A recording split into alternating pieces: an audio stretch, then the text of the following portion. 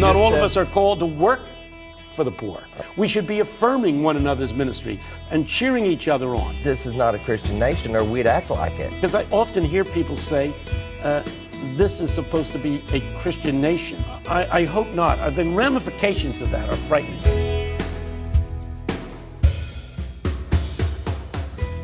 And different people are called to different ministries within the church. Are not That's all what of Paul us says. called to think about the poor then?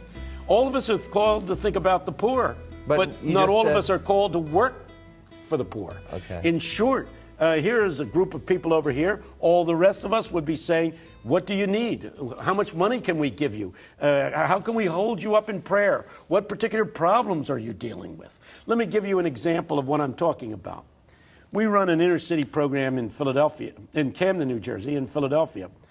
But we house about 100 college and university students who come and work with us for the summer. So we had a whole gang of them that we didn't know what to do with.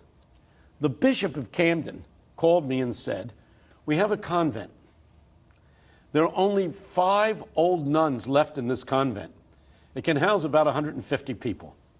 Why don't you let your young people come and live there? They can live there free of charge for the summer. And, you know, these 5 old ladies who are too sick to even go out, you know. So, gee, I took them up on it. So they're all living in these, you know, these convents with crosses and beads all over the place. And as these old ladies were getting to know these kids were talking about the problem children they were working with on the streets. The nuns became very interested in these problem kids who were heading down the road that would lead them to jail and death. Every morning before breakfast, these nuns would get up and go down to the little chapel and by name pray for these young people who were facing trouble and these people who were working with these poor kids. Now, these nuns that were praying had a ministry of prayer. Were they working with poor people out on the street? No. Were they praying for the poor people? Yes. Is this not a ministry? Do you not see the connection? Right. That some are called to a life of devotion and prayer.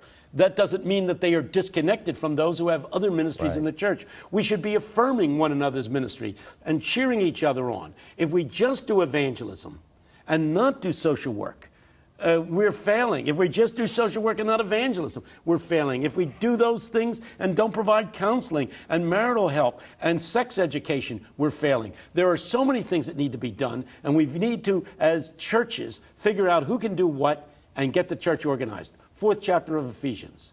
The task of the pastor is this. It says this. Some are called to teach, some are called to preach, some are called to do social work, whatever. And then it says, and the task of the pastor is to edify the saints who are doing all this work so that they can do the work better.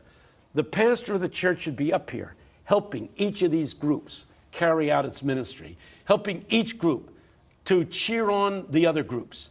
That's the way the church should be organized. Any other questions? Anybody got a question? Come on up.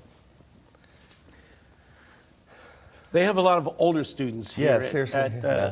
Well, Mike, what makes you think he's older, Tony? Well, his head looks like his older. Actually, I'm 23. That's how rough it is here. Tell us your name, where you're from. My name is Harold Kinney. I'm from Indianapolis, Indiana.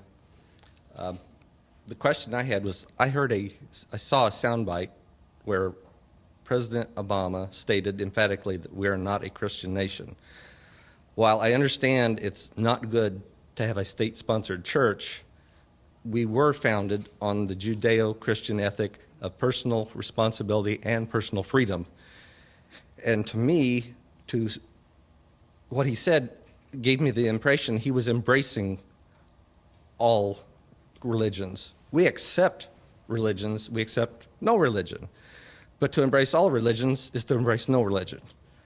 And you lose your heritage. But as a president... I don't know what the context was, but I wanted your comments on it. You heard that verbatim come from his mouth? Yes. Well, I would agree with him in the sense that this is not a Christian nation, or we'd act like it. We're not very Christian. We'd take care of our poor. I mean, how can we call this a Christian? We were founded evidently on that Christian Judeo ethics. I've heard that all my life too, but is it really true? Well, it's partly true that, in fact, the church was a very small group of people in the total population when this country was founded, but very influential. But everybody wanted to get away from religious oppression, right? That's right. That was the bottom line. Well, not everybody. Up until the 1830s, the state of Massachusetts officially was a Puritan state. It was officially in the Presbyterian tradition. That was a state church. All that the Constitution says is that the federal government should not establish any one religion. It never said that individual states could not do that. The state of Virginia was Anglican for a significant period of time after the Constitution was formed. But we've reached a point in this country where several things are true. First of all, Christians are no longer the majority. That is in population. Now, what he said was also true. The Christian ethos, the Christian values have permeated this country, that our sense of the worth of the individual, that every individual is of infinite value, the sense that we have certain beliefs about right and wrong that have come out of this biblical tradition. In that respect, he's absolutely right, that in that sense we're a Christian nation. But what I think he is trying to communicate is this country is many religions right now. We've got 15 million Muslims in this country. We've got Buddhists in this country. It's a very pluralistic society when it comes to religion. And I don't think that the church should be looking for any special favors from the government. And I don't think you're saying that either. It's a difficult question because I often hear people say, this is supposed to be a Christian nation. I hope not. The ramifications of that are frightening. Let me tell you what the ramifications are. When we invaded Iraq, and it was primarily an American invasion, we will have to say that, the entire Muslim world interpreted the U.S. invasion as an invasion of a Christian army. It's the Christians taking land away from the Muslims. It's the rebirth of the Crusades. This has been propagated by Al Jazeera television all over the world. And we are moving to a situation where, if we're not careful, there will be a major war between the Muslim world and the Christian world. I mean a shooting war, not a war of words, a shooting war.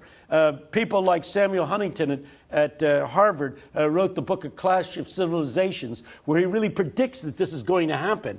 And what President Obama is saying, hey, we don't want a war with a Muslim world, neither do you. And it's not a Christian nation that's invading Iraq.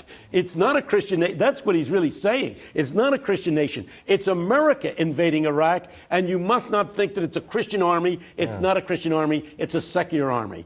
I want that message communicated to the Muslim world. I don't want them to think that we already have declared war on Muslims, because the ramifications of that in the long run are frightening. That's the context. So he's trying to make peace. Because they'll fly into buildings. Yeah, that's right. And they'll strap bombs on and come see you.